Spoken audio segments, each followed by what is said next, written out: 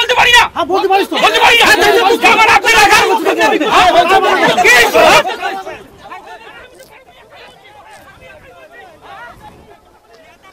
মাথাভাঙা ১ নং ব্লকের পচাগড় গ্রাম পঞ্চায়েতের ডাংকোবা এলাকায় এসআইআর প্রক্রিয়ায় নাম আপলোড নিয়ে বিএলওকে আটকে বিক্ষোভের অভিযোগ।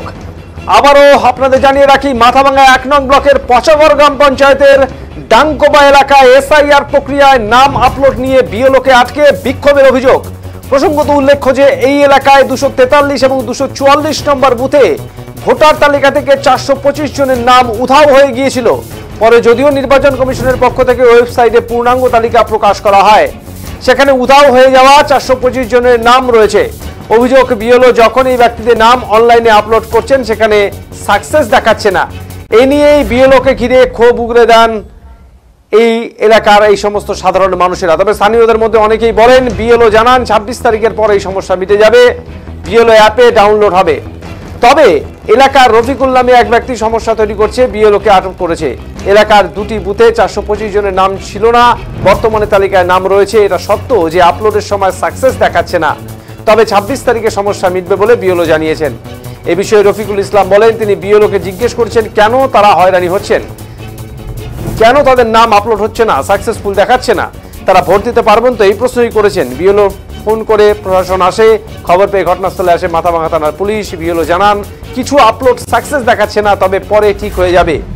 এ কথা বলার পরও কিছু লোকজন আটকে রাখার কথা বলেন, আর এই নিয়েই চাঞ্চল্য ছড়িয়ে পড়ে সংশ্লিষ্ট এলাকায়।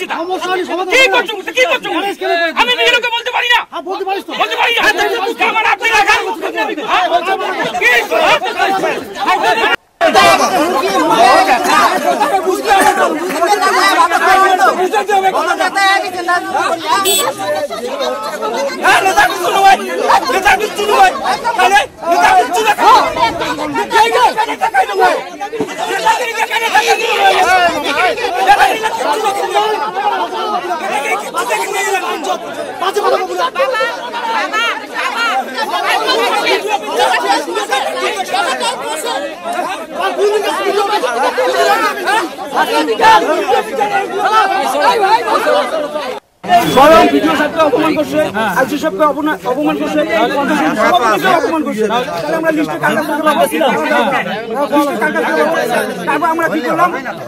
মানে আমি বিএলও সাহেবকে জিজ্ঞাসা করেছি যে ঘটনা হলো আমরা কেন এত হয়রানির শিকার হচ্ছি।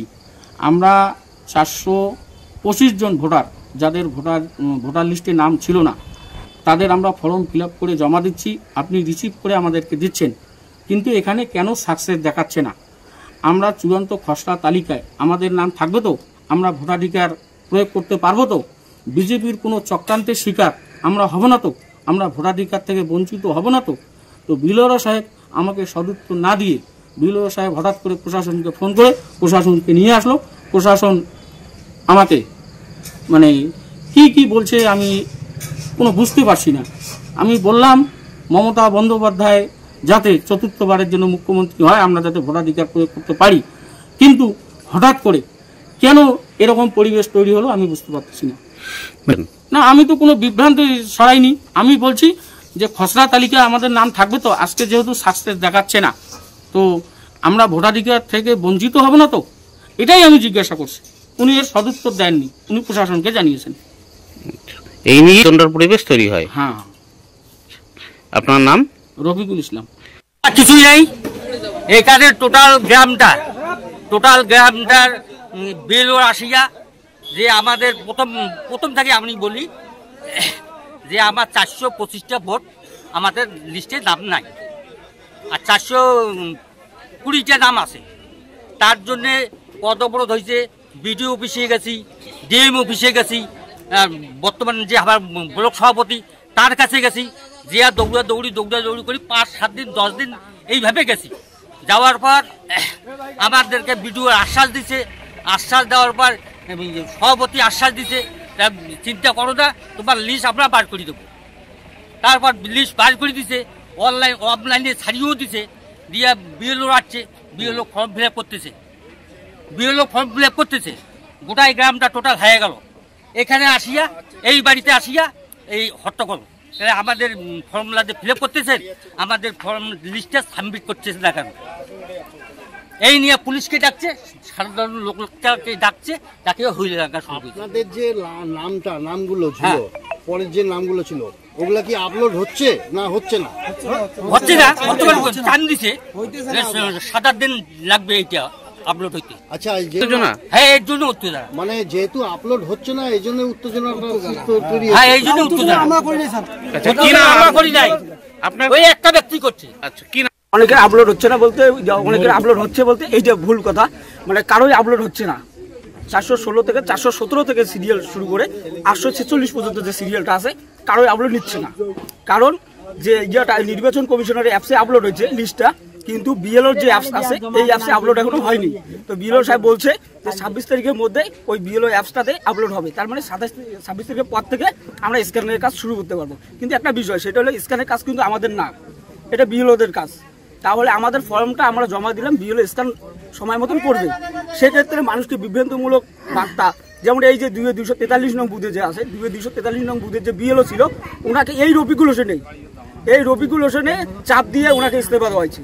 উনি ইস্তফা দিল, তারপরে একজন আসলো তপন বর্মন, ঠিক আছে, ইনি যদি এই মুহূর্তে, এই লাস্ট মুহূর্তে যদি এরা কেউ এইরকম চাপ দিয়ে উনি যদি ইস্তফা দেয়, তাহলে আমরা কাকে নিয়ে কাজ করবো?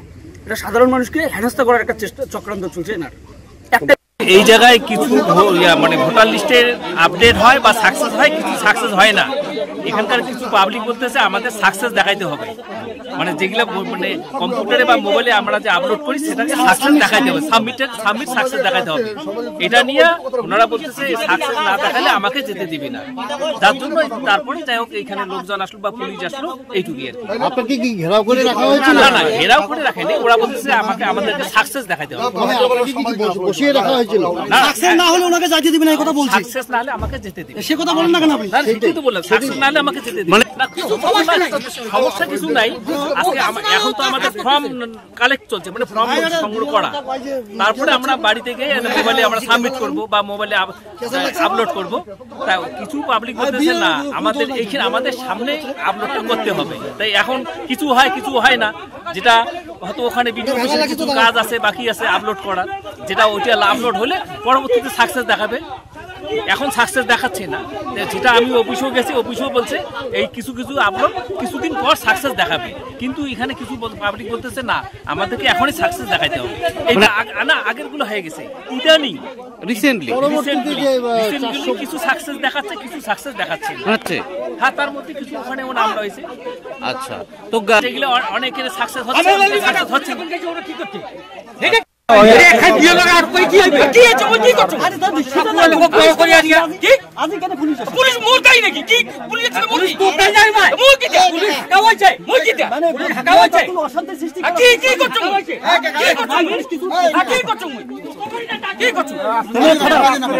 তুই